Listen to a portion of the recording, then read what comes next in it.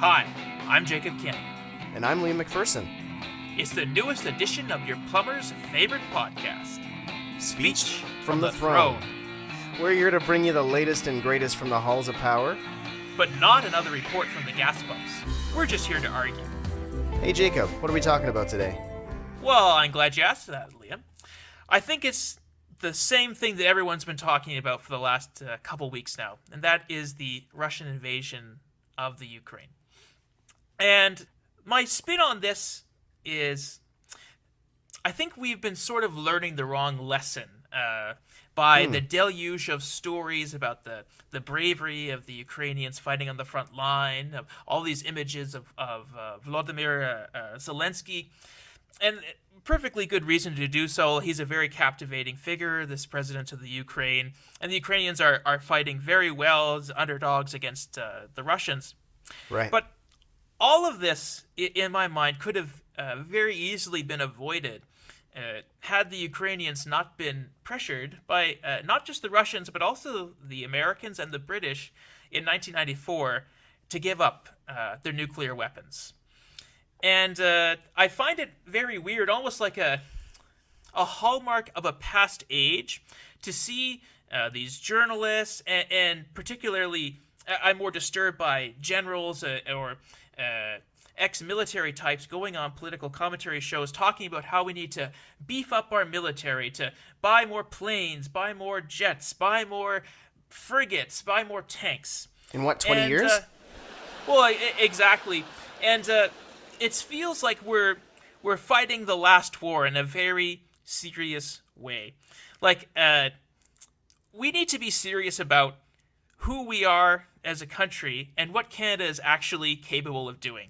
And I'm sorry to say this, Liam, but Canada by itself is a very small country. It's true. And there's just no number of tanks we can buy or airplanes we can build or ships we can supply that are ever going to be able to sustainably defend such a massive country as this one. And, you know, there's been a lot of talk now of how, like, Russia in many sense does border Canada against the Arctic, and they could always try to invade here. And of course we have the eternal threat of the Americans, who did invade in 1812. And, you know, we have to always be worried that the same thing could happen again. These two countries, if either of them ever came into contact with us, would immediately destroy any defense we could conceivably create. But there is one military procurement that I think that Canada could actually invest in to defend its independence, and it's the one thing that no one seems to be naming, and I find that very odd. And that is What's that? That is a nuclear deterrent. Canada used to be a world leader in nuclear technologies. We were among the first to build nuclear reactors for electricity. We helped India inadvertently build their first nuclear weapons. We donated the plutonium that they used to build their nuclear weapons. And we have the largest reserves of uranium in the world. We're the second largest uranium producer right now. Is that right? It's very true. And we also need clean energy to help us off our fossil fuel dependence. And the nuclear weapons and nuclear energy are very much tied together. They're usually worked in sync. I think this is one of our greatest, if we're trying to defend ourselves against a foreign incursion, that's really the only investment we can do that would actually ensure our independence in the long run. There's just no other conventional weapon that would serve to do it. And I think as well, when people are talking about building up our defense spending, we seem to be forgetting that, like, our army is filled with rapists. Like, we have all these stories of sexual assault at the very top of the command structure. And then even the people that have never done anything wrong in their lives, they're part of a horrible, horrible procurement process. They're some of the worst bureaucrats, or like at least the most incompetent system we've ever seen. And this, so it's like your choice in the Canadian military is either you're governed by a sexual assaulter or you're under a completely a disgustingly inappropriate procurement process. And this is the system we want to reward with billions of dollars in spending. I say, no way. We scrap the whole thing. It's never going to be reformed. We invest everything in nuclear now to defend our independence, because that's the only investment that's ever going to pay off in the long run. If we go back down to fighting the same wars with the same weapons, we're just going to give these, again, rapists, who many of them are hiding in the ranks of our elite officers. We're giving them all of the prestige that they're desiring, and they're not going to learn to be better humans. They're in fact going to think that they're being rewarded for the behavior, and I just think that's totally unacceptable. Okay, well, I have a lot to say about that, good and bad. But before we get started, we want to disclose that we are both Canadian federal public servants. All views and opinions expressed in this podcast are ours alone and do not reflect the opinion of the Government of Canada. But to get into it, I mean, so I was going to interject there, but I wanted to let you to finish your spiel. My first thought was, what about all of the treaties that we signed 30 years ago, that nations across the world signed to disarm in terms of their nuclear components? This is a push we've seen since the post-Soviet era, and while in many respects there are a lot of arguments to be made that we've been in a new Cold War for quite some time. I wonder if, number one, A, my first thought is, what about all the treaties? B, my second thought, it's, what about cyber warfare? Because really, more than ever, that's the main theater for this kind of conflict. And C, the procurement process, as you noted, this is one point I agreed with, has been broken for decades, and we saw big defense cuts under the Liberals in the 1990s, and then we saw the Blues get elected in 2006, and they said a lot of nice words about the military, but they didn't significantly do things differently either. And as you were saying, the bureaucracy gets in the way, and you and I are both bureaucrats. We know sometimes how onerous processes can get in the way of what we're trying to do, and we love our jobs, but it's a reality, especially with policies like the procurement policy that Canada has in place. So I guess you say let's scrap the procurement policy, but the reality is there are public servants in D&D and Department of National Defense that are going to, one way or another, have one thing to say or another about whatever we do next, whether it's procuring whether it's procuring planes rather or not.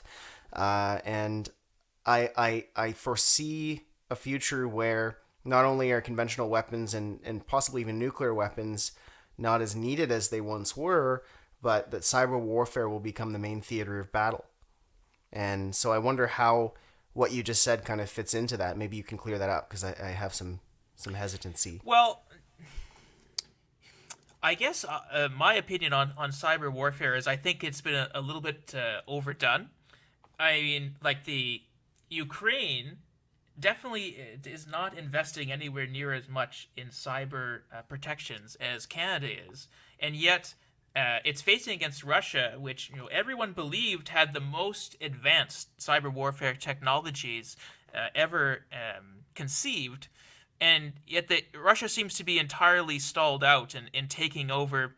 And let's be honest, Ukraine has been treated almost like it was a third world country for quite a while now. Their infrastructure is completely falling apart, and yet Russia can't seem to deal the knockout blow. I think there's been a lot of over hype in this, and the reason for that is I think we've sort of bought into a Silicon Valley talking point that everything is going online, everything is about new technologies, AI. There's certainly huge investments being made in these technologies, but now is the time that we would have seen them deployed. And I haven't been convinced that we're as far behind on this as we are. And I think more importantly is I don't really see, if we are behind, how we can ever catch up. because you and I both work in government, and we've seen there's a huge lack of cyber analysts, of cyber security people, of just basic software engineers, and we don't pay enough. We don't pay even close enough to attract these type of people to the government. We'd have to. I really don't see how we're ever going to be able to build up a capacity that we could fundamentally protect ourselves from this type of warfare. I think if we're going to focus on a weapon where we actually have a chance of defending ourselves in an equal playing field, it's only the nuclear one. We'd really have to build our own Silicon Valley essentially to be considered even close to on par with our adversaries. And that's basically what China's done with the city of Shenzhen. They've tried to build their own Silicon Valley to defend against the Americans. We just don't have that sort of capacity. So I would give up and invest in somewhere entirely different. That's why I discussed the nuclear thing. Well, I mean, so there are, I certainly don't mean to downplay the effectiveness of nuclear in some facets of Canadian life, particularly in Ontario, where there were coal plants running for years and years and years, and they finally shut those down and largely replaced them with hydroelectric power and nuclear power as another component. And Germany had has had a huge push towards that in recent years, and it's certainly something. I don't think it's gotten as wide adoption as everybody like once thought, but it's definitely like been a useful crux in the transition away from fossil fuels and non-renewable sources. With the weapons stuff, my the nuclear weapons stuff, my hesitancy is, I mean, I'm a bit of a pacifist in the sense that, I mean, like, yes, nukes have been used in attacks. They haven't substantively been used in attacks in almost 80 years. It's been quite some time. Nukes have certainly been tested and exploded, but for good reason, I think nukes just haven't been used because of the what's the word I'm looking for? The mutually assured destruction behind possessing nukes, and it's difficult to see a future where, particularly in the 21st century, where we start directing towards nukes again as something that we want to build. I mean, maybe we'll build a few kind of to have on hand because we've seen clearly that, and I agree with your observation there, it's playing a role in the fact that Ukraine is getting attacked. I think maybe if they had nukes, there'd be that mutually assured destruction thing going on. Exactly. But it's hard to, so you're bang on there, but it's hard to justify, it's hard to justify let's ramp it up to 1980s levels. I could see, maybe we should have a few on hand kind of thing, but like past that, it's hard for me to see how we should just kind of go all out nuclear again. And to get back to counter your point there about the cyber warfare, certainly in terms of like I think when people picture cyber warfare, maybe not everybody, I feel like, but some people picture like, I don't know, like hackers from the movies, and I say hackers in quotes, and you see like the green text flashing on the screen, and they're moving their hands really fast, but they're really doing nothing at all. And I think a lot of people picture that when they think of cyber warfare, but the trouble is it's a lot more sinister because it's a lot harder to track the people who are perpetuating it. Oftentimes, you have third parties, or you have right wing or left wing grifters who are trying to make a name for themselves by spreading misinformation and disinformation on behalf of a sovereign state. So with Russia, you've got a number of right-wing figures in the United States that have been drawn into this misinformation and disinformation campaign. Like Candace Owens, I saw a tweet from her today questioning details about these alleged, laboratories in Ukraine that are being used for chemical reasons and all this BS, and that they've got all these diseases in there that could be released at any time among the world, and it was quickly fact checked by Justin Ling, a great freelance journalist, who was like, okay, first of all, these pathogens are of known diseases. There have been a couple of cases where they've had to destroy some of these pathogens at these labs, but for the most part, they keep them securely contained, and it's nothing that isn't already out in the world. It is not being used to develop bioweapons or chemical armaments of any sort. But Candace Owens picked it up, and Tulsi Gabbard, who is a Democrat, only in name, picked it up.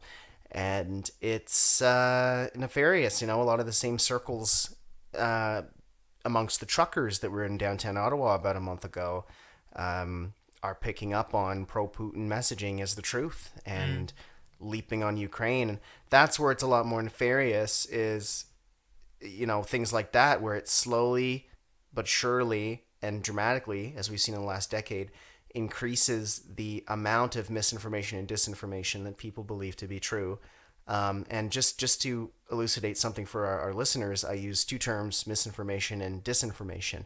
And misinformation is something that is false, and it's not always spread to deliberately deceive. It could just be somebody who doesn't kind of have their facts straight, and they're sharing information that's incorrect, and then it gets widely reposted. Disinformation is is deliberate misinformation that is intended to hurt, to harm, and to deceive, and both play a role in cyber warfare. And the reason I find it so much more nefarious than I used to is particularly in the last 5-6 years, the amount of time we spend on our phones, whether it's on TikTok or Twitter or not Facebook so much anymore, but even Reddit. You really, really have to have a critical eye at everything you're reading and looking at who it's coming from, who they know, that could be using them as a conduit, either willingly or unwillingly, to spread disinformation or misinformation. And it's quite troublesome because we all have access to these devices. Twitter only now is just barely starting to attempt to fact check, where now they've kicked a few nefarious bad actors off Twitter. But it's still very easy to read something on social media and share it and have no idea really what you're sharing or saying. And so I think that's what makes it nefarious to me, and that's why I think that's sort of the true theater of war, and why nuclear weapons, sure, they maybe assure you some guarantee of security against other countries that have them, but it's not going to stop what happens online that is so destructive. I think our experience in politics and in strategic communications courses there's a pretty clear lesson. It's not fact checkers, it's not investments in frigates, it's not cybersecurity experts that will counter misinformation or disinformation. The only thing that counters a narrative is another narrative. And I think that this experience that Ukraine has undergone since 2014 during the annexation of the Crimea, of Russian separatist aggression in eastern Ukraine, is that you've seen, since the late 90s, that there has been a huge Russian misinformation campaign in the Ukraine. But it was only in 2014 that Ukraine, and after 2014, after the Maidan Revolution, that Ukraine really got its act together in building its own narrative nationally to counter Russian propaganda. Before then, they were really sitting on the fence between whether they want to move more west-facing, whether they want to remain with their historical allies in the Russians. Of course, it was also a highly corrupt system, a really inept government. And so Sure. it's not that Russian misinformation was particularly convincing. It's just that there was nothing else truly to believe in Ukraine. There wasn't a very strong cultural narrative that existed that could build any sense of cohesion besides what the BS the Russians were spitting. But in 2014, once the Russian threat really solidified, you've seen this remarkable transformation in their society, where they have a much stronger sense of what Ukraine is as a country, who Ukrainians are as a culture, and it's very distinct from Yep. Russia. I had one of my Ukrainian friends over for dinner last Sunday, and he was even talking to me about how he's claiming that Russians are not true Slavs, that Oh boy. everything good about Russia is actually truly Ukrainian. And Mm. these are very interesting statements that I don't know you'd necessarily be hearing from ordinary Ukrainians 10, 20 years ago. Right. And now it's completely flipped on its head. I think Canada needs to do the same. We have been lost for many, many, I would say maybe even more than a century, but certainly many decades in not having our own way in the world. I think the reason why misinformation is so potent here is because the lines that our politicians are giving are such they're obviously empty. They appeal maybe Yeah. to very specific target populations, but there's no national dream, no national ambition, no vision that can actually coalesce the entire Canadian population. Because I think honestly, we're afraid to have that discussion about what Canada truly is, and so I would agree with that. we choose to be. We're not fully America, but we're all the good parts of America, but none of the bad parts of America, and it's such a weird and frankly cowardly footing to have, and so I think a big part of building our own national identity would be a willingness to go our own way in the world, and right now we really don't.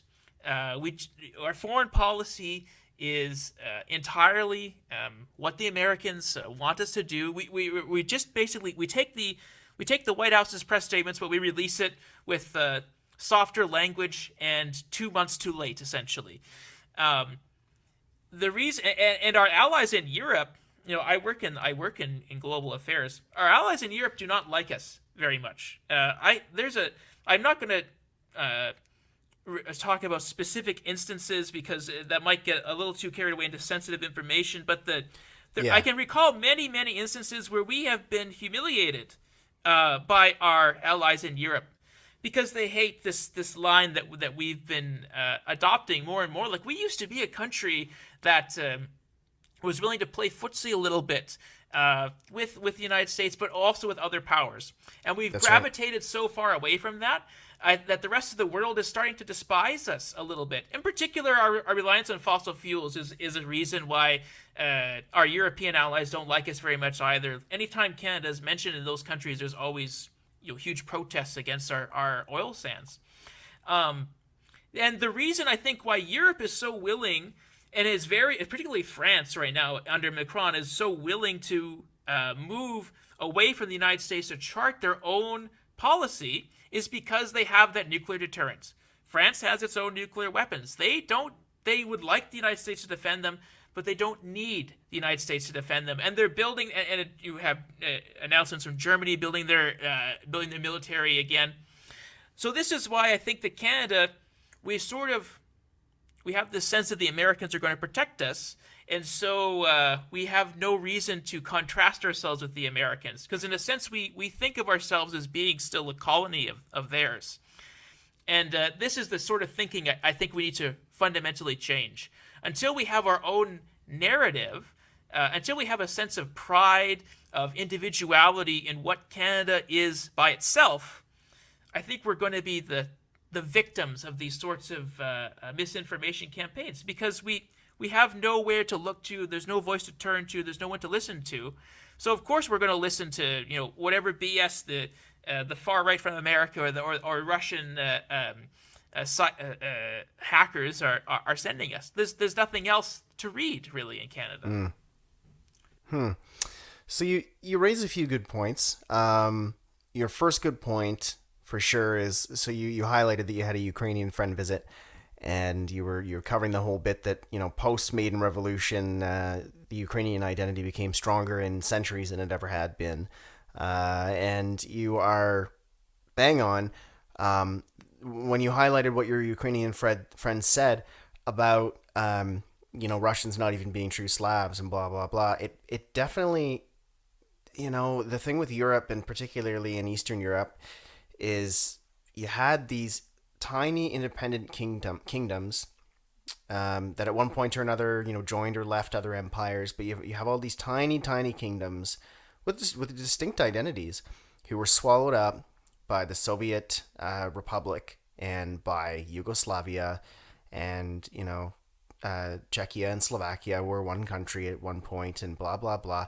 and they were held together under the narrative of taking the chains off the workers or whatever, which turned Yeah. out to be a load of but all that to say that sort of temporarily kind of sedated them from focusing on their own kind of ultranationalist whims. And I say ultranationalist because Eastern Europe is quite a nationalistic place, and particularly Slavs are convinced.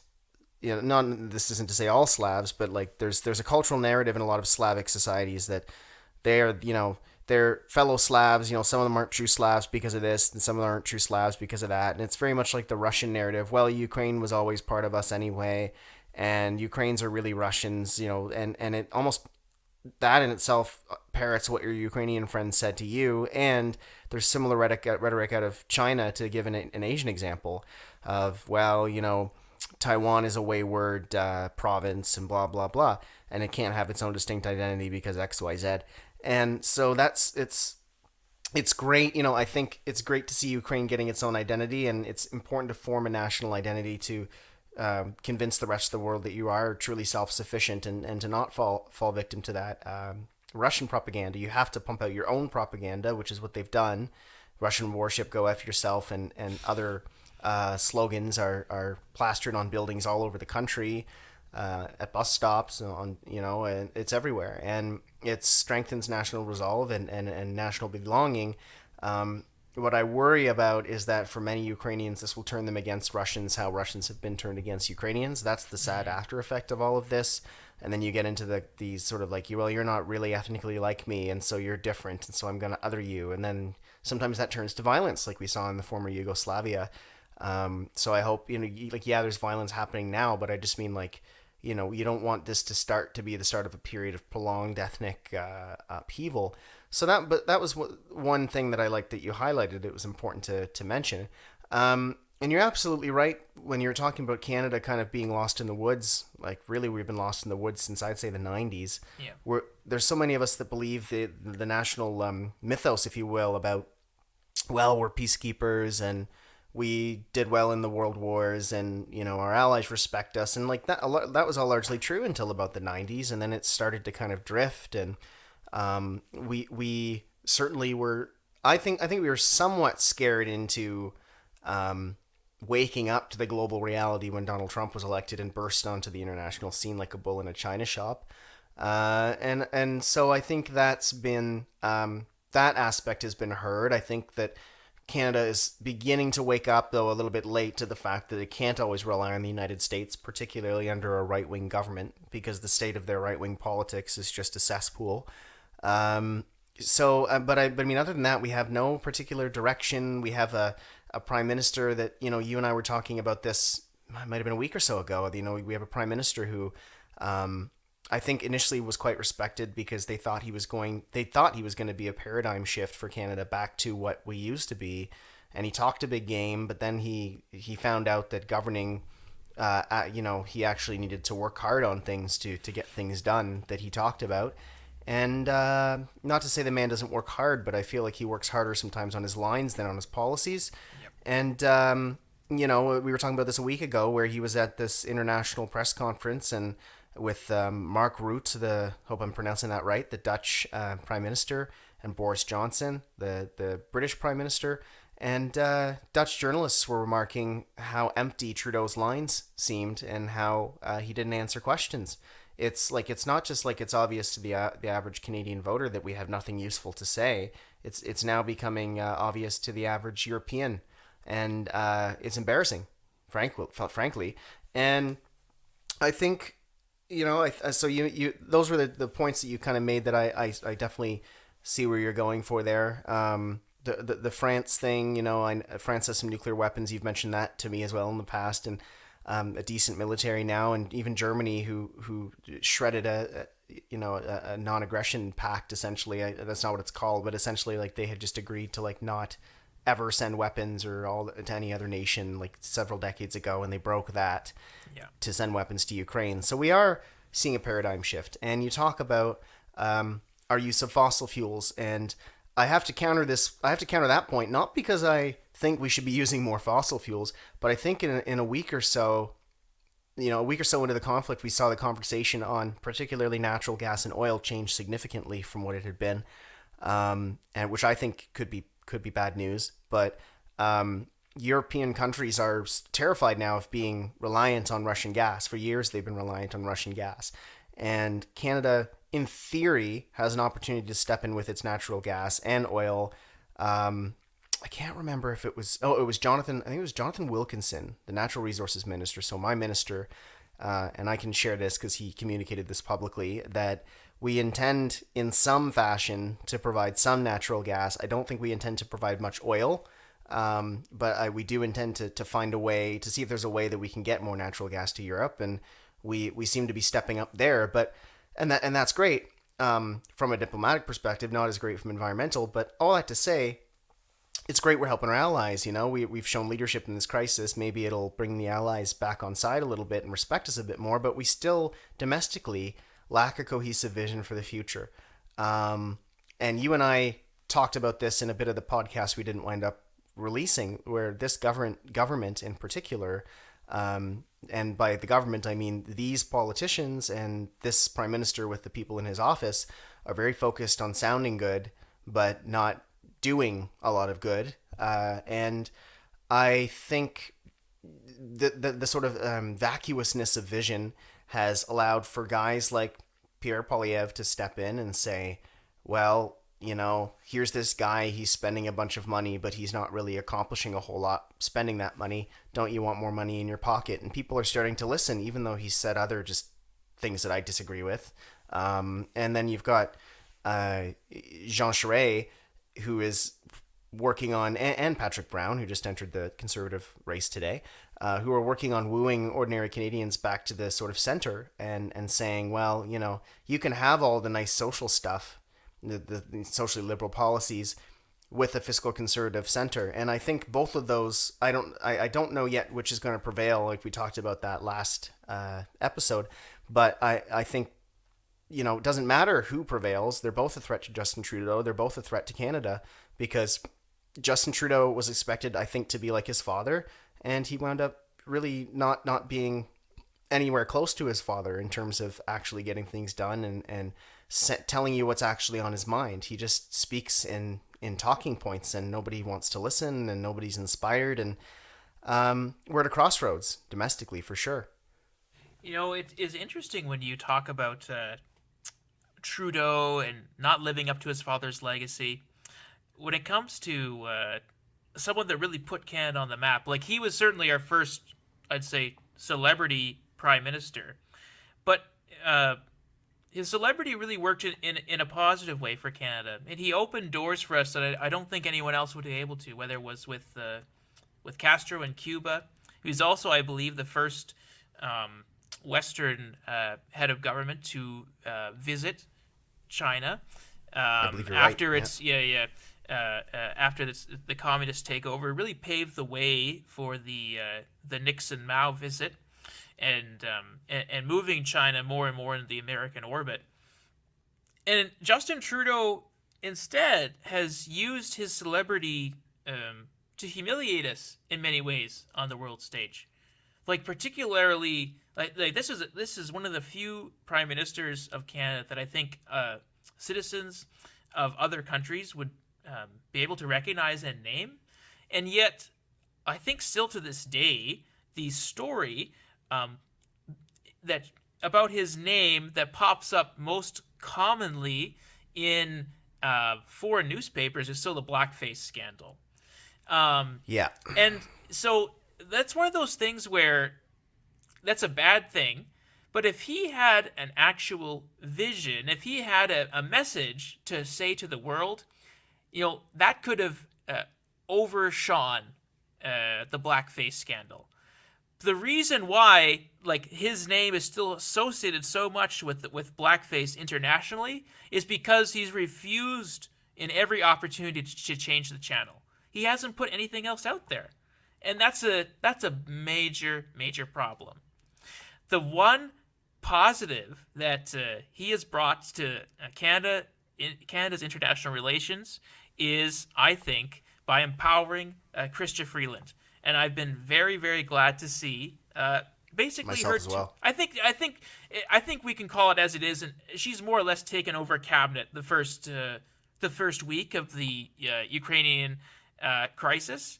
I Seems think like that, yeah. I think that if she had not been in cabinet in as powerful position as she is under a leader as beleaguered as Trudeau, Canada would not have been able to take as strong and as swift a step as it did in sanctioning Russia. And to be perfectly honest, like you shared the stories with me, it seems like Freeland has also been very aggressive in pushing our allies to take a harder stance. She hasn't stopped by the Russia. sound of it. Yeah, exactly. She was the warrior working the phones who really made this happen, particularly cutting Russian banks off of SWIFT. If we could just get that vision every day, rather than Right? right, yeah, exactly. Like if it's only this one thing where Freeland had the clear moral the clear moral leadership because she's been talking about this issue forever. Because Her own background. yeah, exactly. The KGB hates her. She's where Ukrainian. she could very easily take over, and she felt that it was right for her to take over. And it worked for us. We're back on the map. So now, Trudeau, look at this, please. Mr. Trudeau, look and see. You have this talented star in your cabinet that's finally put Canada back in the discussion. Step down and hand the reins to her. Stop stealing the spotlight. Stop associating our country with your blackface scandal. Move on. Let the talented star that you have fostered take over. Now is the time. Step away. I think that's the lesson that has to be learned here. And we saw that when Trudeau, when Trudeau tried to take the reins again, the headlines are running away from us. Now it's people are talking again about our failed procurement policy, or because again it's the classic move of Trudeau wanted to talk about us, building a bigger military presence, and immediately journalists started asking, what the hell are you talking about? You've made this promise 7 times already, and nothing happened. He just can't deliver.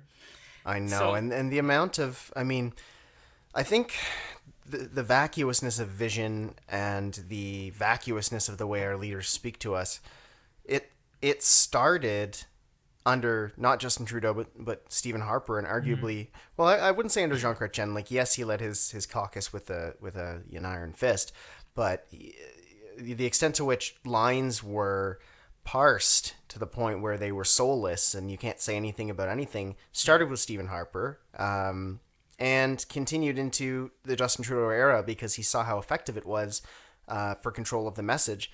However, the over-obsession with control of the message is often to his detriment, to the point where, he has nothing to say other than he's surprised to find out that he should have been governing. Yeah. And his lines come out sort of, like your eyes just kind of glaze over when you're listening to them. And it's not because he isn't charismatic. In fact, I think that's one of his biggest skills. I think one of his biggest skills is he's able to connect with people on a personal level, but he doesn't use it. Instead, he gets fed these lines, and you mentioned blackface, that there could be a whole episode on that. Yep. And for me as a biracial man, it was a huge tragedy because there is an opportunity to have a national conversation about race, and we sort of did for a few days during the 2019 election, but then that was it, and another headline took over, and and he's like, oh, I'll do better, and like, here's 150 million for black entrepreneurs, and Yep. here's a lawsuit against us by black public servants who feel they've been discriminated against. And, his words, the trouble is he says a lot of fancy words, but they never live up to the action. And, honestly, not even his words are fancy anymore. People are growing tired of this guy, and I think it would be very wise to give the reins over to Chrystia Freeland, or someone else like Anita Anand, or somebody who's a little bit more, you know, human, Yeah. just for lack of a better word. I mean, they could still run the same risk of being, you know, the classic liberal trope that they associate their goals with the national direction and assume that they're the same thing. I mean, they could still fall victim to those tropes. I would hope they don't, but like, gosh, it would certainly be better than what we have now.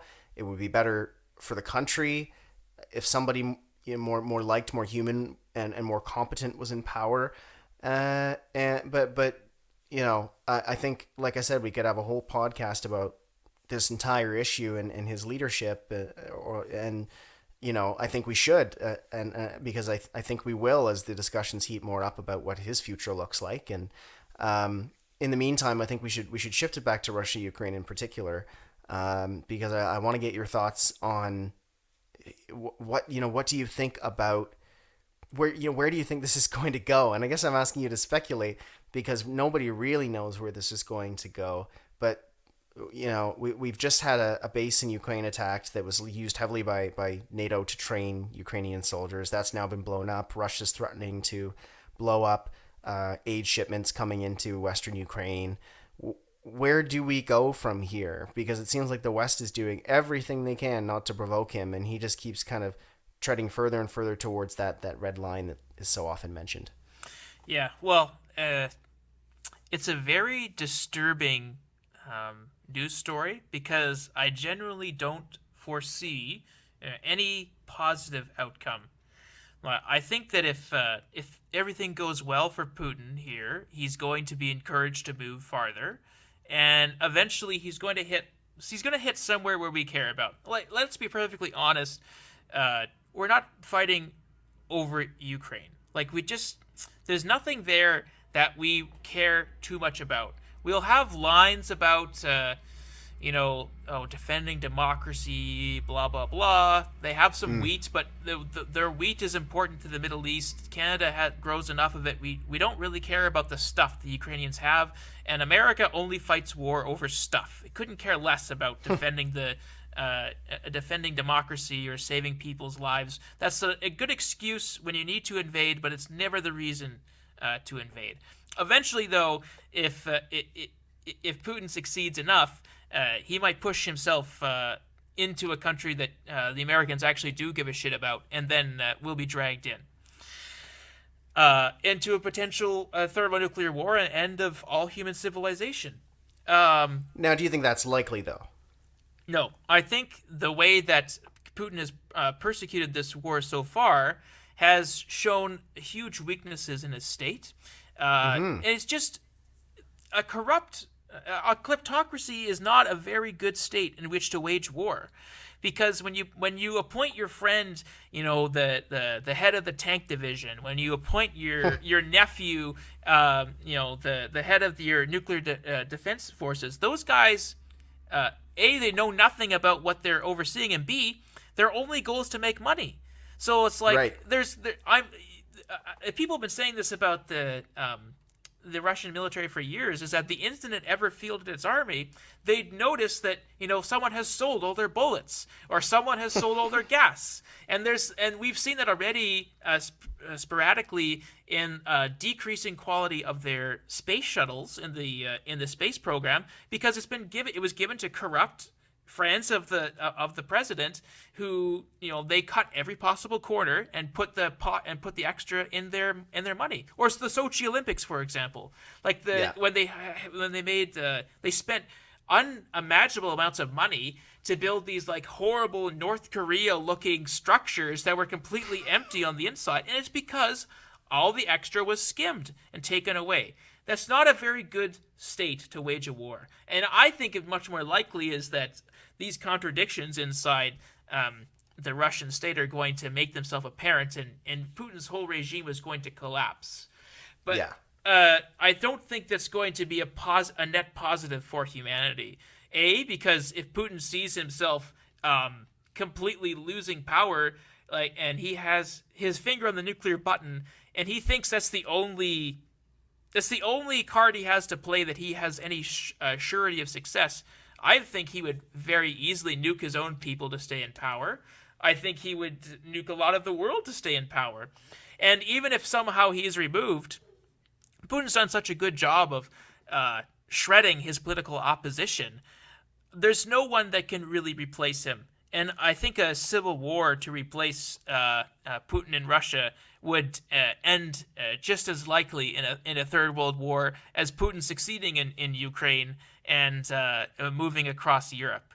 So it's like, I think win or lose, we're going to get sucked in here. There's a very narrow window for a positive outcome, and I think that's if somehow Putin gets to his senses, or the Ukrainians are willing to make a deal with Putin, agree to him that they're not going to join NATO, and there's a détente. I think that might be the most likely outcome. But with every passing day, as more and more Russians are killed, as Ukraine fights better and better, that option becomes less and less likely. And even though that's the best option for Ukraine, that doesn't seem to be what they're actually working towards, which is, I find a little bit disturbing, to be honest.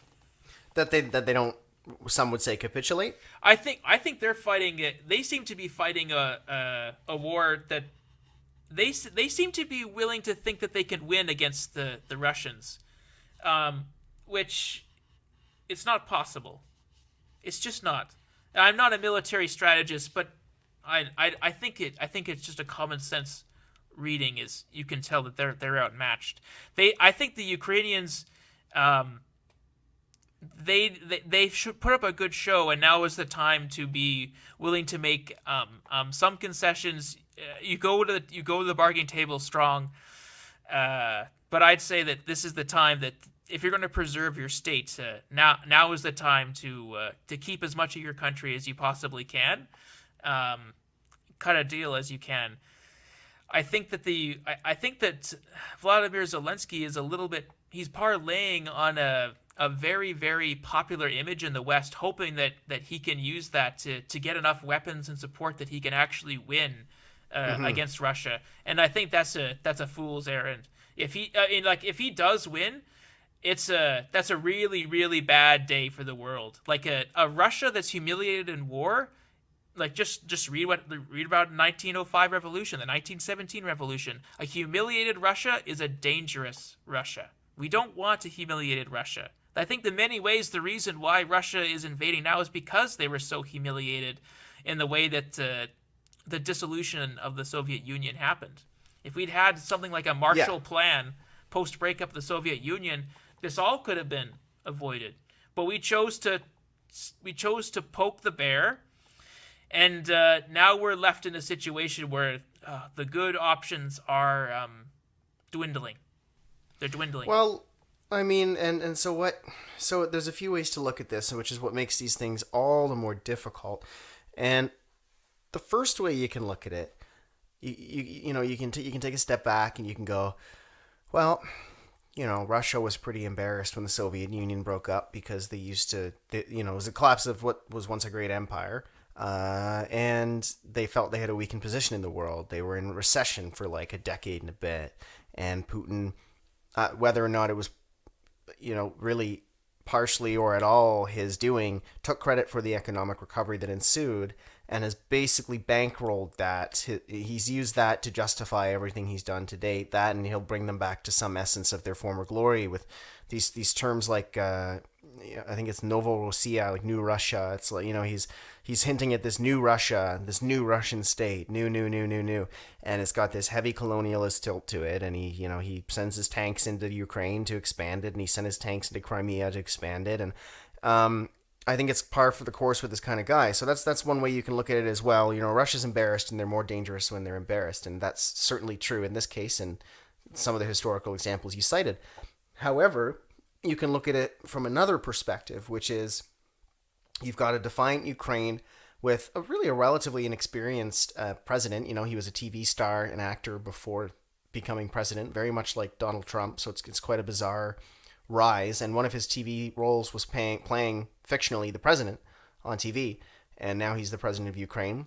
He's obviously quite charismatic. He's obviously quite good at rolling out his own propaganda to convince people of his side. Um, I think, if you're looking at it from this other perspective, if Ukraine can get enough weapons together and somehow, pull a miracle off and beat Russia, you've got an angry Russia. But here's the question. If Ukraine goes to the table and capitulates, let's say they capitulate, they go to the table, they say, all right, we're not going to join NATO, and they kind of settle on that. Great. All that does, I think, is puts a soother in Putin for another year or two, maybe if we're lucky, as many years as it's been, 8 years since Crimea, and then he goes for another ex-Soviet state, or maybe he goes for the Baltics, or maybe he goes for Turkmenistan or Kyrgyzstan, or one of the small ex-Soviet countries that would be easy for him to add to his collection. I feel like we've seen a man who has no regard for sovereignty, won't have any regard for sovereignty if Ukraine does capitulate. So the question then becomes, if that's Putin, and if that's how he's been this whole time, why would Ukraine ever capitulate? That's the other side of things. Like, yeah, sure, Russia's angry when they're embarrassed. I feel like that embarrassment won't go away if Ukraine capitulates. It'll let them save face because they've had a terrible, bumbling start to this war. It's amazing the level of incompetence that they have shown fighting this war for a supposedly great power. They are still, in sheer numbers, quite a great power, and they do outman Ukraine. And barring some sort of a miracle, it's unlikely Ukraine will win. But I feel like even if Ukraine, let's say Ukraine doesn't capitulate and they lose and they become part of Russia, again, why would Putin stop there? Like, it's increasingly seeming to be this existential kind of world order question where it's like, okay, we don't want to do a no-fly zone, fine, because we don't want to start World War III. But is some sort of global conflict, either on a small scale or a large scale, inevitable with this guy? Like, if he's as unhinged as you say he is it not just inevitable?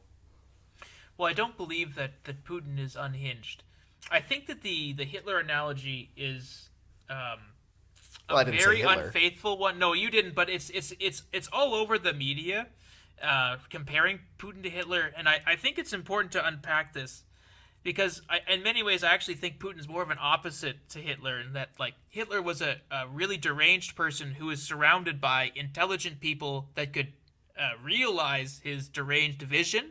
And Putin, I think, is actually a very intelligent person who surrounds himself by idiots who won't threaten him personally. And that's a good take. In many ways, so it's like in many ways, so like Hitler certainly was proved himself to be a very dangerous person simply because he was he was a crazy guy that held the reins to an incredibly powerful state, whereas right. Putin is I think a very intelligent person who holds the reins to a very inept state. And for that, I think that his threat is very overblown because he's just I think he's and I think a lot of the American talk about China being a threat is also overblown in that same way. When you run an authoritarian state, you end up expending most of your energy governing your state because you have to be constantly beating down your opposition. Propaganda. Yeah, well, it's not propaganda. It's not just propaganda, but you're locking people up. You're always purging the inner ranks because you want to ensure that there's any element that's organizing is always a threat, even if it's a friendly element. You can never allow any organization that isn't your organization.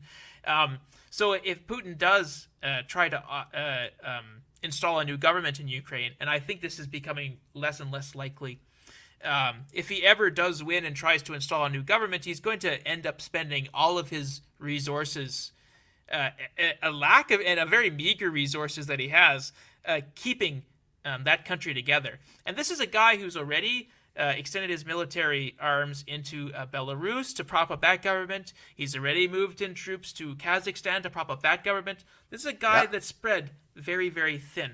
I just don't see him being able to move much farther. I can see how he could press the nuclear button and try to ransom maybe Eastern the Eastern Europe into his own orbit.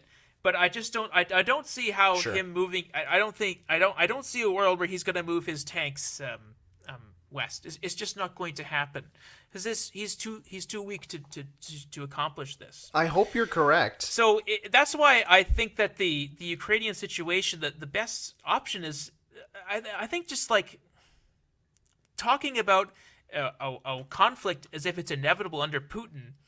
Like maybe that's true, but Putin is 69 years old. He's going to die eventually. I think he's a guy that the world can afford to wait out. I think that what we need to be doing is a strategy that contains Putin, not a strategy that. So how do we contain Well, him I then? think Ukraine is like I think a simple capitulation is not a huge feather in his cap at this point. After all of the people that he has lost, I think that toning down the rhetoric in Ukraine, producing a compromise that both sides can live with, and to be honest, a compromise that, in a sense, probably would hurt Ukraine's national image a little bit, is perfectly acceptable because I think the people around Putin have realized just how bad the system is working, and they just need some time in Russia to organize an opposition. All the pressure is actually all the pressure that's constantly surrounding Russia, all the sanctions, the military pressure. I think it helps Putin stay in power a little bit because it doesn't allow the breathing space for his opposition to coalesce into a single coherent organization. And yeah, so that's my position on that. I think we need to take a little bit of a softer approach if we're going to actually achieve anything in that part of the world. Because we're just It's an interesting point. The other option is taking a harder approach, and a harder approach is the end of the world. To be honest, like there's yeah. Well, yeah. Well, I mean, yeah, but like, so here's what I'll counter you with. So let's say, so you painted a very good picture of Putin as surrounded by a bunch of idiots who don't know what they're doing, because of basic nepotism and the struggles of running an authoritarian government. All of that are good points, and I didn't think of the effect that might have on destabilizing Russia's ability to fight a war.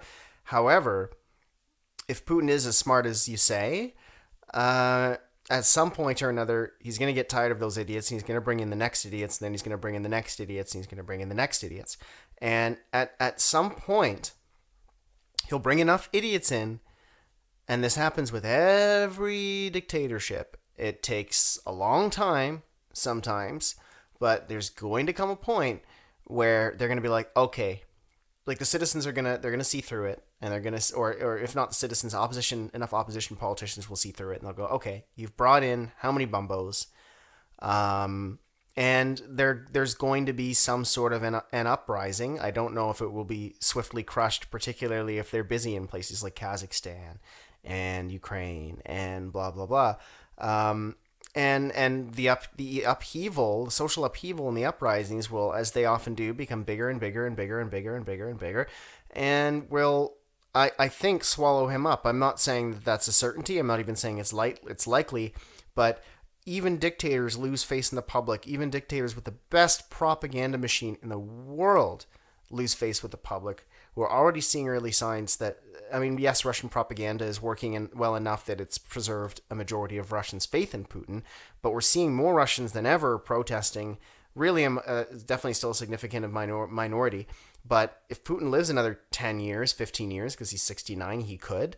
That's enough time for that minority to grow into a larger social movement against him. And there's going to come a point where someone will be in the right position of power or the right place at the right time to turn on him. Nobody is ever completely safe.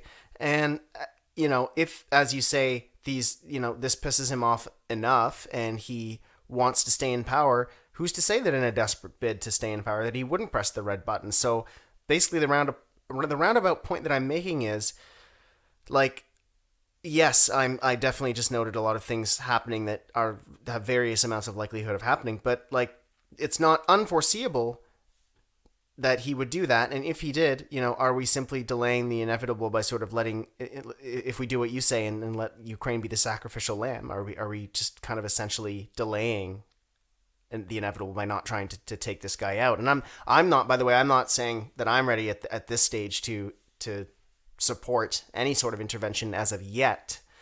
But the way things are going, like, I don't know, it does feel like there's an inevitability to it, not in a Hitler-esque way, but just with how this guy is built. I don't see what the alternative is. Like, if you think that it's inevitable that he's going to do something violent, okay. But if we try to take him out, we can also be certain that that's going to end in something violent, and it's going to be much worse. Like, absolutely. I mean, if Putin's, if Putin has a desperate last stand, I think that's going to be in the end less destructive to the Earth overall than the West intentionally I don't know about that. I don't know if you're right. Remove him. Like, I don't really see what the mechanism is that we have that we can get rid of him. We can if there was some way where we could destroy all of their nuclear weapons in a first strike and then do a conventional war, like a World War II style total war occupation of Russia to remove all of Putin's elements, and then a Marshall Plan to rebuild Russia and incorporate into the that would be West. Extremely exactly difficult, like for sure. it wouldn't happen. And even in the best case scenario where we accomplish all of this perfectly and not a single nuke goes off and there isn't mass destruction, China is right beside Russia. Are they really going to let us? Are they really going to let us replace Putin with a friend of Probably the United not, States? because they're exactly. Exactly. So that's like so. But I don't think the point I was just making was to advocate for that as the ideal solution. All I'm saying is that, to me, violence seems to be inevitable in both circumstances. Yes, you can argue on the scale of the violence. As of right now, of course, it seems less likely that this is going to open up on a world scale, for sure. But I just have to make that clear. I'm not saying for a minute that it wouldn't be violent and bloody and disgusting and dreadful for humanity even if the West did succeed at some sort of, occupation campaign in Russia and China just kind of stood by, which they wouldn't. But I guess the roundabout point that I'm coming back to again is, okay, how long is China going to sit back now if Russia gets embarrassed? What happens if let's say Russia doesn't get embarrassed and they finally pull it off in Ukraine? What happens if Putin goes, okay, I think I've kind of mastered the art of how this works. I'm not going to fuck it up like I did last time. Let's roll into Latvia, or let's roll into Poland, and there's no signs yet that he's going to do this. He may not do this. He may realize he's not in a position to do this. But again, you and I are included in the people who were saying that he wouldn't invade Ukraine, and he did. So I feel that the man is less predictable than we think he is. I do think he's smart. I do think he's surrounded by idiots, sycophants for a reason. But I honestly don't see any situation in which mass violence is preventable. I do see situations in which nuclear war is preventable purely because no one has dared press the red button since 1945, but against another country. But I do think there will be death on a massive, massive scale at a minimum in Europe, possibly Eastern Europe, and I don't foresee a good end to this, and I think all I'm saying is he's less predictable, I think, than we perhaps once thought. Think of the way that the world has reacted to the invasion of Ukraine. Like, weirdly, China seems almost on our side. In this one, they're almost getting there, and that's sort of the realignment that I know. That's the realignment that I want to preserve, because I think China's a much greater threat, but also a much more enriching partner than Russia could ever be. And if we can find a way where we are taking the same issue as the Chinese, and we don't feel like we're morally compromising, that's an incredible diplomatic win. So, and let's remember, like with all of the sanctions that are being pressed on Russia right now, they're going to be in exactly. They're going to be Destroying them. very, very, very reliant on the Chinese. They already have been for some time, but this is really pushing them farther into that camp. If we Yeah. can align with China, I think that can actually prevent Russia from moving any farther in Europe. And again, Putin is a famously frail person. There was I think it was in 2018, 2017, there was a few months where he wasn't seen in public. People were speculating that he had died and was just being covered up. I think this is a guy who is going to his time on Earth is very short, and I don't know if it's going to be a natural or unnatural cause, but I think that planning for a future that sees a lot of Putin in it is a mistake. I don't think that this is a guy that's going to be on the horizon very much longer. I think instead we have to plan of what's the world going to look like after Putin, and do we want a galvanized, angry Russia that, even a democratic Russia could elect a extreme nationalist figure. They could elect a hit. They could Sure, exactly could and they elect have. a Hitler type who could start World War III. We have to start thinking about how we're going to treat Russia post Putin, how we're going to try to reintegrate them into some sort of global consensus. And if China is on our side, that's possible. It's possible to have a peaceful global consensus again. But it's just something that we'd have to compromise, we'd have to find a diplomatic solution.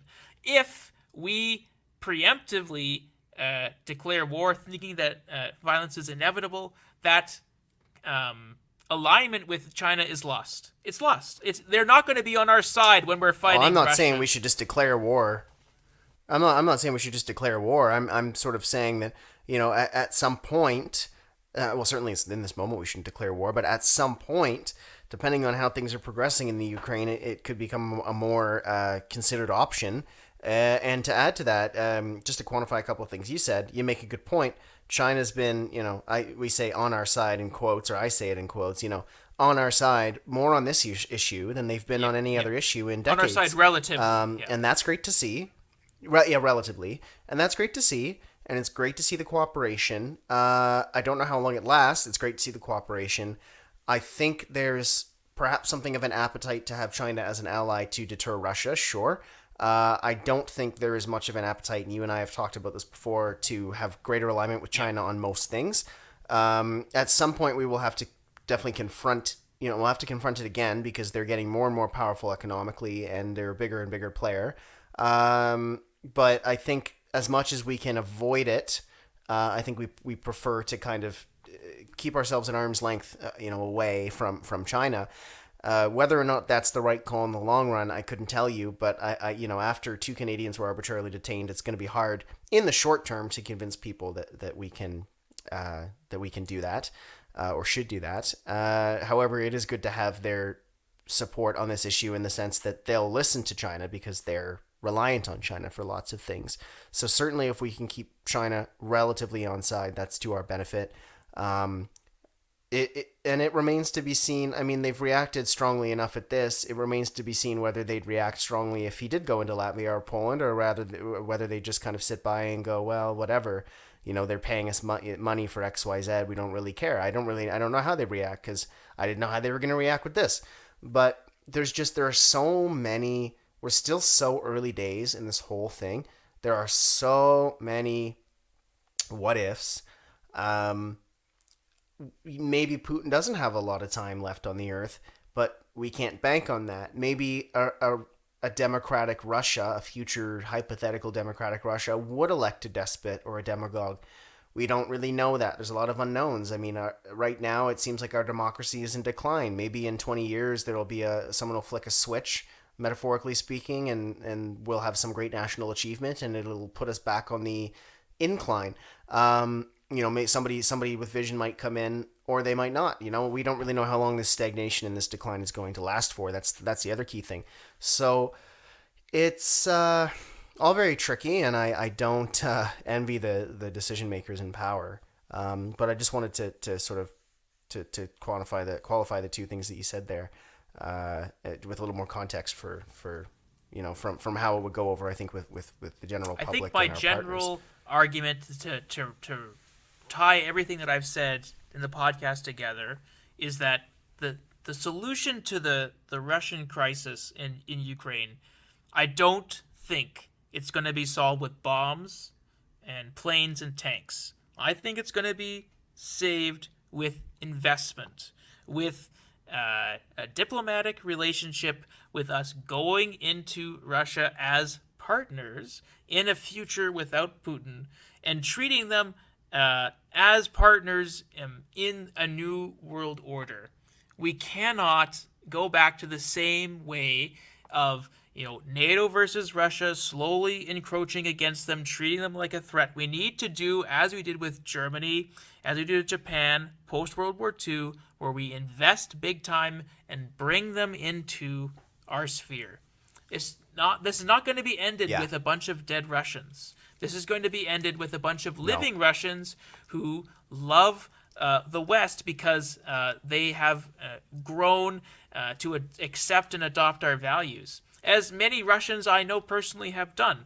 It's something we can do, but it's only can be done with investment, with willing to do the hard discussions, the difficult talks, and a lot of money, to be honest, is going to need to be spent, but not on bullets, on banks, on roads.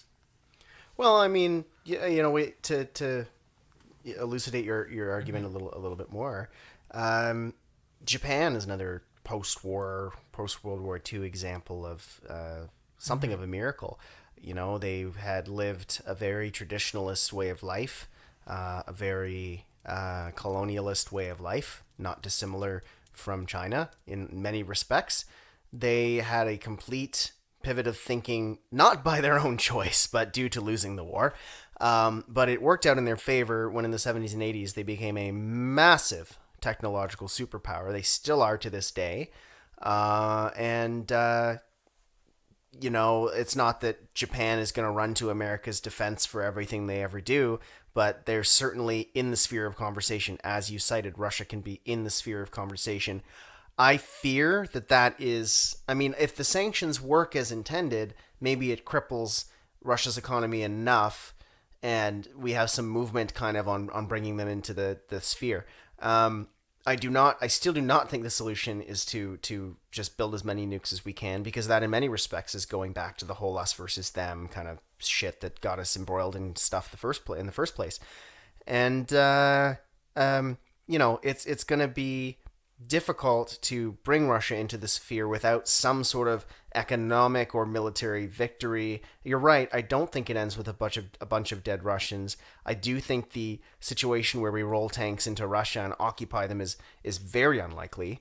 Extremely unlikely. I think if there was a war declared, it would probably be fought with nukes and sanctions, and it'd probably look very different from the conventional warfare we've seen in the past. And you have also sort of touched on that.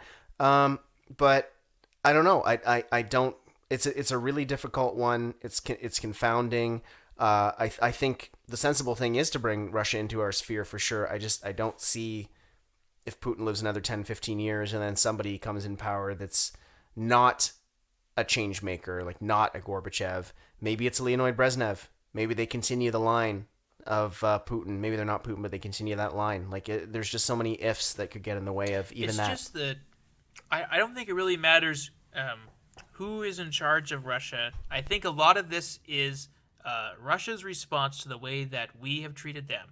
And a country needs something to be proud of. Yeah, how they perceive, not just how they perceive their it. treatment. Let's be honest here. Any country needs to be proud of something.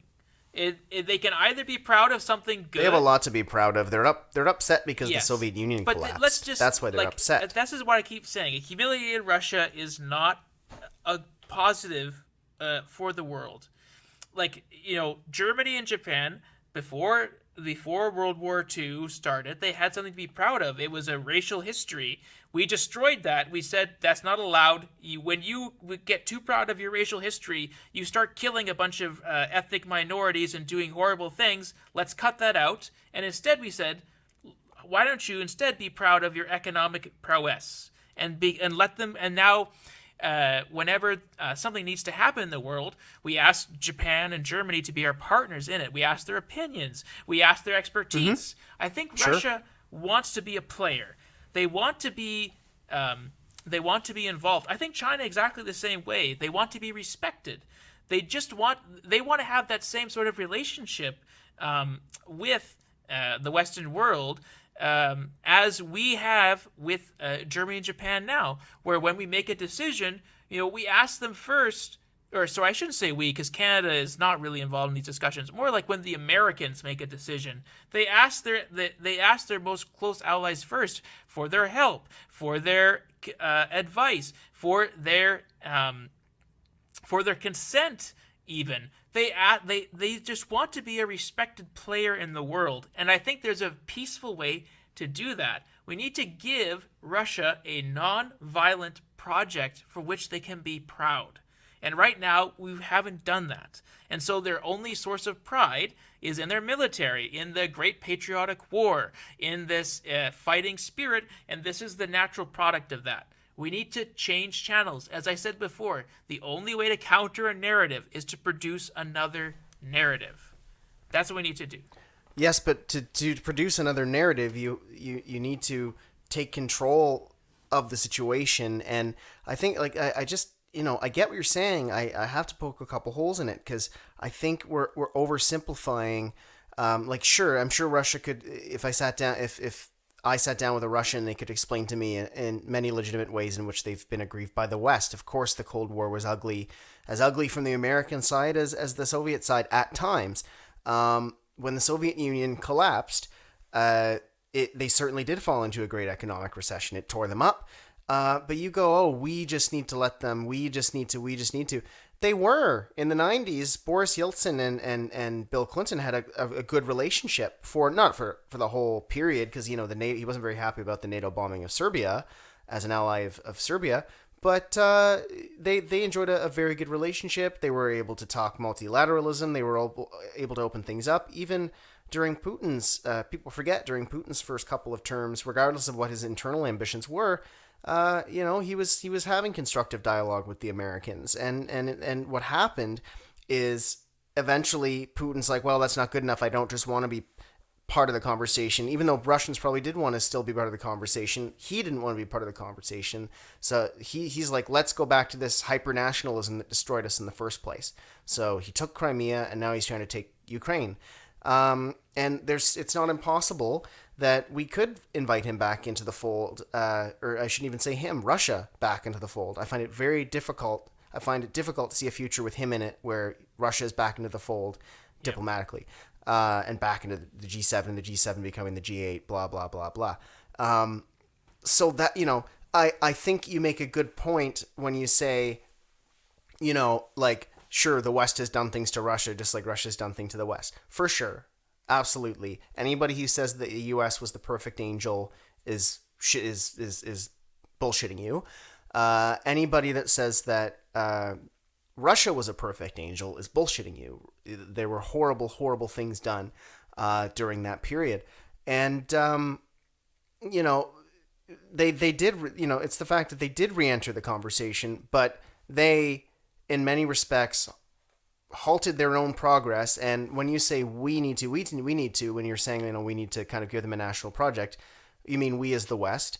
And if we're trying to bring them into the Western sphere, it has to be at least partially on our terms. And I think the reason things soured with Putin is because Putin began to get these ambitions in his head and this nationalistic drive in his head that was not, it stopped being on our terms. And that's why he was kicked out of the G8. And that's why he was, that's why all of those things happened. It's not because the Americans just perpetually hate Russians. Though I fear that the conversation will now be turning towards that again, like it was in the 80s after the Soviet Union shot down that passenger flight in that was over their airspace. Some guy made a mistake. They shot down the plane. They denied it initially, and their propaganda didn't work. So eventually they fessed up to it, and so we might very well be heading back towards those dark days where the rhetoric gets ramped up and everything Russian. I mean, we're already seeing, there's a Russian musician that's had a pianist that has had his shows canceled because he's Russian, even though he's against the war. I don't think that's right, personally, and I don't want to see it go there. But is that the West being mean to Russia? Yes.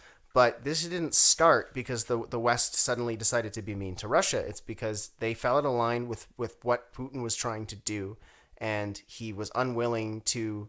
There was no effective way for us to deter him from doing whatever the hell he wanted to do, whether it was in Syria, Crimea, Ukraine. So that's why that's something I have to bring up. That's important to highlight. We promised, and again, it wasn't we. The Americans. Well, maybe it is we in the sense that NATO promised Russia, after the dissolution of the Soviet Union, that they would not move. So it would not ask former Soviet states to become part of NATO, and it broke that promise with the Baltic states. There was an alternative, and I was just listening to Dan Carlin's podcast on this a little while ago, very famous American history podcaster. There was an alternative proposed after the breakup of the Soviet Union and the Warsaw Pact, that former Warsaw Pact countries would form their own alliance, their own form of NATO. So you'd see like Poland and Ukraine and the Baltic states to defend against Russia. And they would be an independent third way, essentially, between Russia and NATO. I think in many ways, America is not solely responsible, of course, for the way that Putin has behaved. But America has acted as a first mover in some of these cases by playing footsie with Georgia, by playing footsie with Ukraine, by saying, oh, maybe we'll let you into NATO if you just beg us hard enough, but then also saying to Russia, we'd never let them be part of NATO. You're like, okay, let's be honest. That is the message that's been secretly given to Russia over and over and over again. It's not what NATO says publicly, but that has been expressed to Russia on many occasions. But the West NATO doesn't act like it. They give contradictory messages, and particularly in Georgia, this is the case where the Americans led the Georgians to believe that that America would defend Georgia in an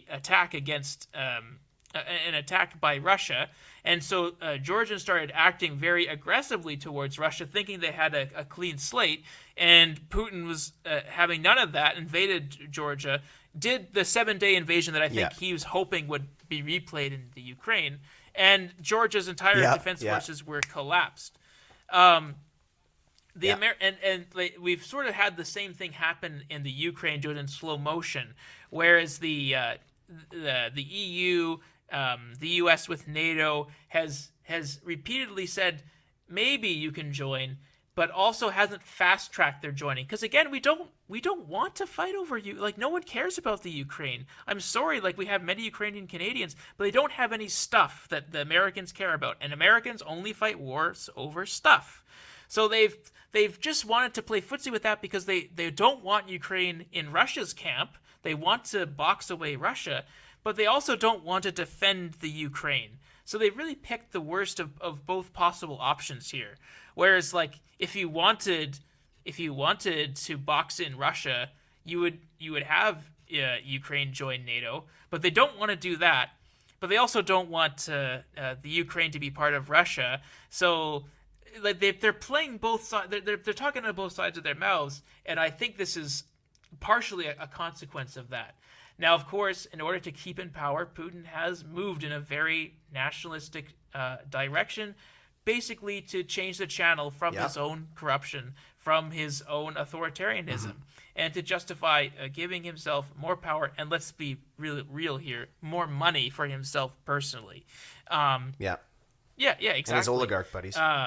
So he certainly bears the lion's share of responsibility, but I do think the way that NATO has acted has exacerbated a crisis, and it has reduced the number of possible peaceful options in such a critical time for the human race. And I do think it's disgraceful.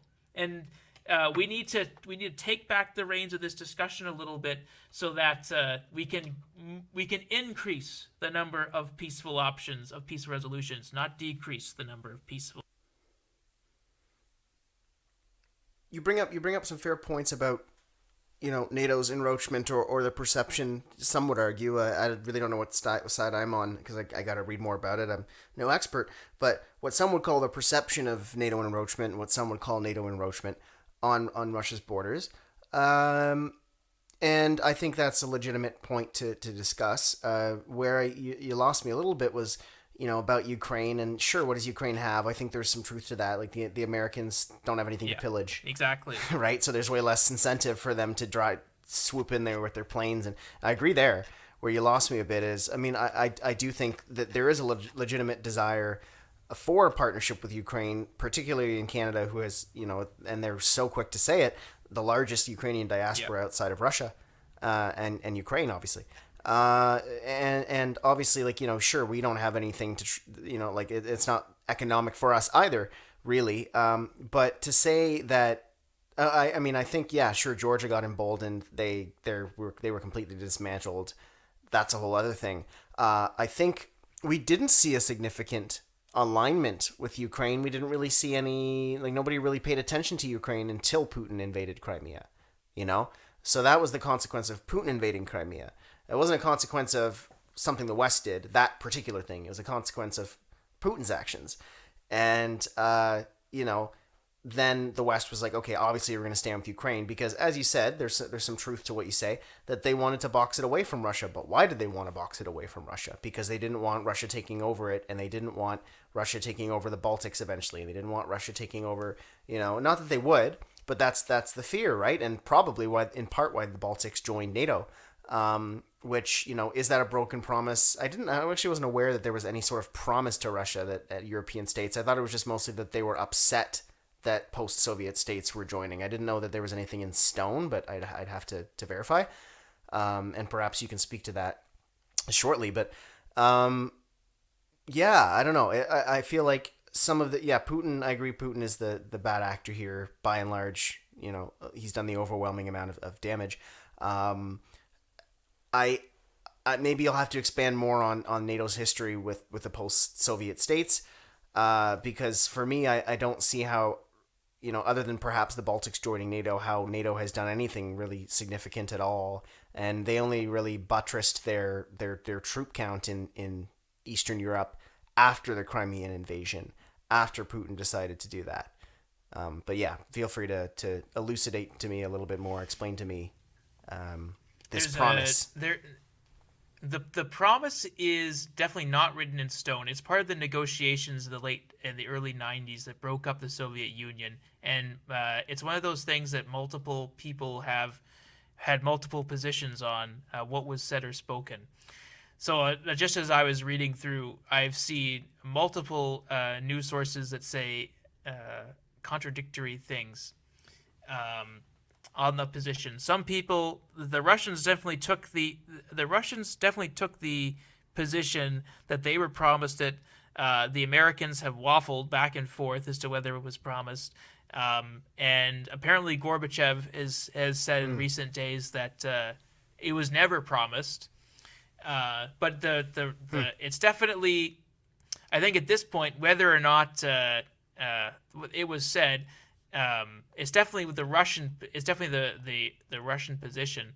It's something that it's something also that historians that I pay attention to in the West have repeated. So that's why I trust it. But if they wanted to, I do know that they very much. Regardless, like if they wanted to defend Ukraine, then they can just break the promise entirely and have Ukraine join NATO. I think that's the part where I'm very confused by America's rhetoric here. And like, if you really wanted to defend Ukrainian independence and you saw Russia annex Crimea, just let Ukraine I don't really get why they didn't let. Well, I guess Ukraine chose not to join NATO, but you could have integrated them immediately, or you could have simply given one of those famous red lines, where even if Ukraine is not a member of NATO, you say that we're not going to accept any attack or encroachment of Russian forces in the Ukraine past this point. They chose not to do that, and I think they intentionally chose not to do that. They want to fight this war with words, rather than anything else, and that's why I think it's time that we accept the reality of the situation. We're not willing to fight over this country, so we need to find a diplomatic solution. If we were willing to fight over this country, we would have we had 8 years to position ourselves differently. We chose to position ourselves this way. Now it's time to accept the consequences of our actions, which is. And I do think you touched on something very valuable, and that is the gap, or the lacking response of particularly the United States post Crimean invasion. They talked a tough game, and they imposed some sanctions, and it did hurt the Russian economy, but then that was it. And we're a great friend to Ukraine, but like there was no, you know what I mean? Like there was no effort really made, not a large amount of effort as could have been to integrate them into our circles. But it's I do recognize that. Well, I'm unsure about a promise. Like I said, I haven't heard that, but I have to do my research.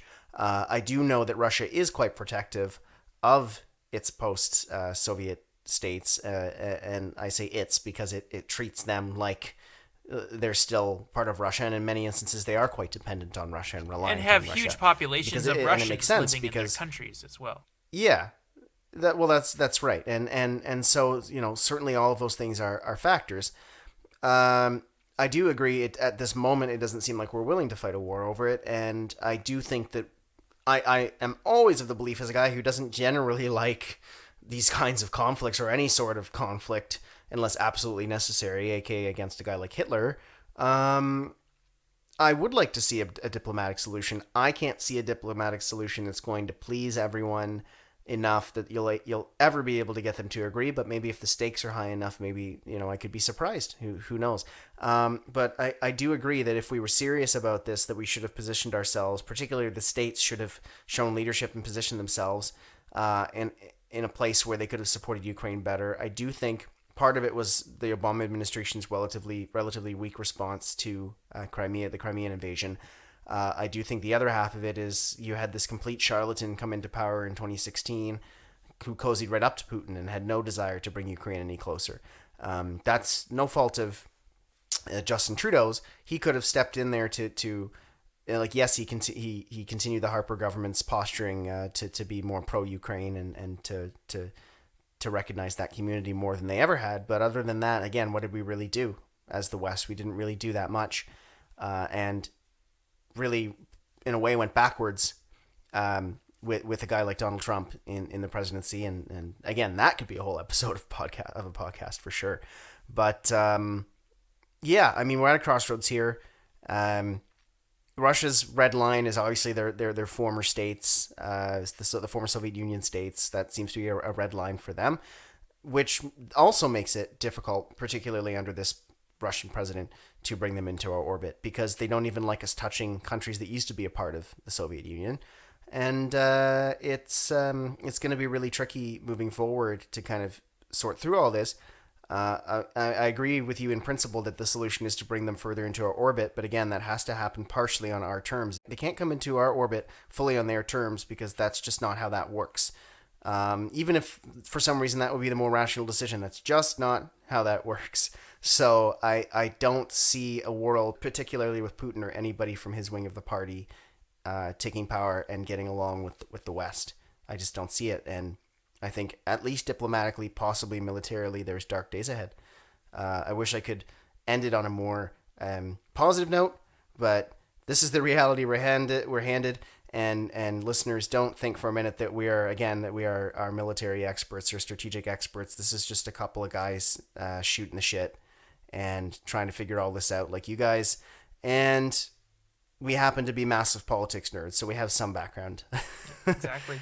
But I don't know. That's how I'm ending off. What do you think, Jacob? What's your Well, final word? my here? final word is I see more possibility than ever before that we could enter a conflict that could end all civilization on this planet, and I want to avoid that as much as possible. And I want to envision a world where that's not going to happen. I think that we've faced such nuclear threats before. We know how we know how we can avoid them. All it needs is a compromise that allows both parties to save face.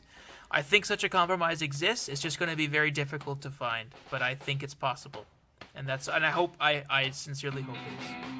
Well, thank you as always, Jacob, for your candor, and that was a great productive discussion, and lots of get back and forth. I hope you enjoyed it as well, listener, and we thank you for tuning in to episode 2 of Speech from the Throne. If you like what you heard, if you hate what you heard, if you hate us, if you hate any of the countries we mentioned, or if you're just bored and lonely, you can send feedback to speechfromthethrone@gmail.com. That's speechfromthethrone@gmail.com. And we'll see you in the next one. See you next week.